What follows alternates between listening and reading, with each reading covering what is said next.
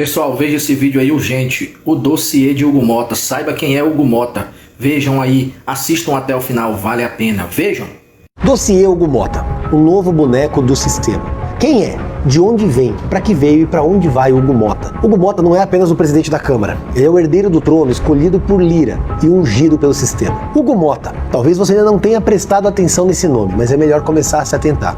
Afinal de contas, ele foi eleito recentemente presidente da Câmara dos Deputados. E a ele cabe a missão de pautar a anistia dos presos políticos do dia 8 de janeiro. Acontece que a promessa de anistia aos presos de 8 de janeiro virou uma lagosta no jantar com o STF. E foi justamente nesse jantar, no STF, que o sistema decidiu que era hora de engolir o conservadorismo, jogar a luta pela liberdade na lata do lixo. Hugo Mota ele não apenas se calou, ele puxou a cadeira. Mas para começar a destrinchar o perfil do atual presidente da Câmara, vamos começar pela sua árvore genealógica. Edivaldo Mota, avô materno de Hugo, foi deputado estadual e deputado federal. Francisca Mota, avó materna de Hugo, foi prefeita de Patos, afastada pela Justiça e é deputada estadual. Nabor Vanderlei da Nóbrega, avô paterno de Hugo, foi prefeito de Patos. Ilana Mota, mãe de Hugo, chefe de gabinete da Prefeitura de Patos, quando Francisca era prefeita. Foi presa pela PF na Operação Veiculação e solta após 5 dias. Nabor Vanderlei Filho, pai de Hugo Mota e prefeito de Patos pela 4ª vez. Hugo Mota, deputado federal pelo Republicanos, presidente da Câmara. Olívia Mota, irmã de Hugo, deve ser a próxima a entrar na política como candidata a deputada estadual em 2026. Francisca Mota, avó de Hugo, foi eleita prefeita em 2012. Ela não terminou o mandato lá em Patos.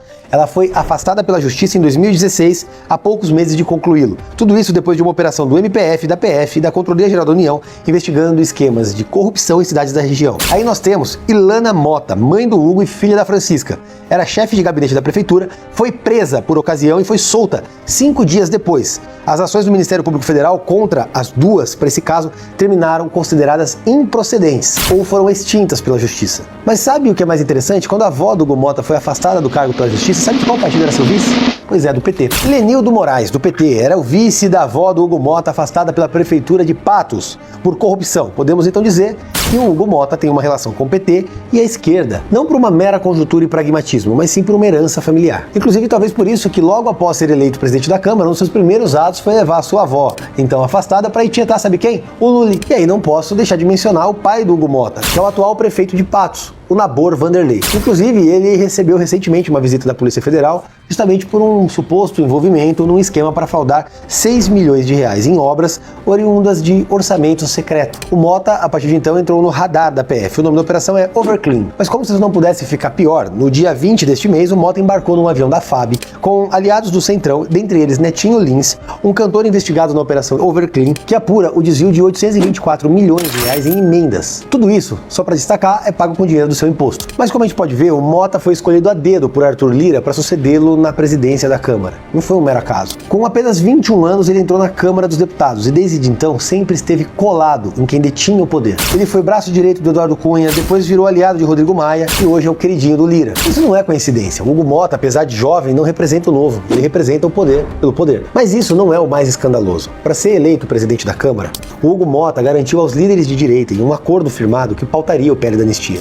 E inclusive se comprometeu a apresentar uma emenda que derrubaria a inelegibilidade do presidente Bolsonaro. A promessa foi feita segundo o PL, com o aval do próprio Arthur Lira. Uma jogada política ousada, necessária e esperada. A lógica é que acordo político seja cumprido, mas aparentemente isso também não vale para o Hugo Mota. No Brasil, promessa vira moeda de troca. E assim que o Hugo Mota sumiu, ele fez exatamente o contrário. Sentou em cima do projeto. Ele passou a dizer que queria focar em temas genéricos, saúde, educação e segurança. Ele mudou de discurso como quem troca de terno. Uma facilidade tremenda. Na hora de conquistar os votos da direita, ele foi firme como uma rocha. Na hora de cumprir, ele simplesmente fugiu como um petista. Mas vamos lá, o que aconteceu entre a promessa e o cumprimento? É simples, o sistema apertou, o calo doeu. A Polícia Federal deflagrou uma operação mirando os contratos supostamente fraudulentos praticados pelo pai do Hugo Mota. Curiosamente, logo depois disso, o Hugo Mota apareceu em um episódio de promiscuidade política brasileira. Um jantar um tanto quanto icônico na casa do Alexandre de Moraes. Isso tudo às vésperas do julgamento que consolidaria a perseguição política ao presidente Bolsonaro. O Mota, ele não foi jantar com o Alexandre, ele foi jantado pelo Alexandre, ele era o prato principal. O problema é que na sobremesa, o cardápio era a liberdade e a própria justiça. justiça. E aí vem o discurso mais escandaloso. Diante de Sarney, Barroso e toda a elite que diz defender a democracia,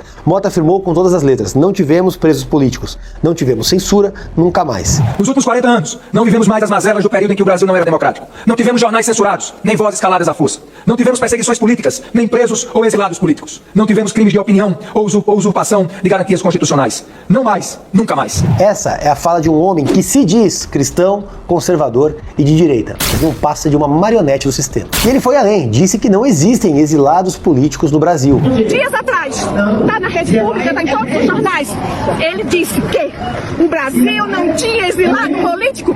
Eu estou aqui em pessoa, a mãe de um. Qual a conclusão de vocês? Existe ou não? Não posso, porque senão eu mando prender.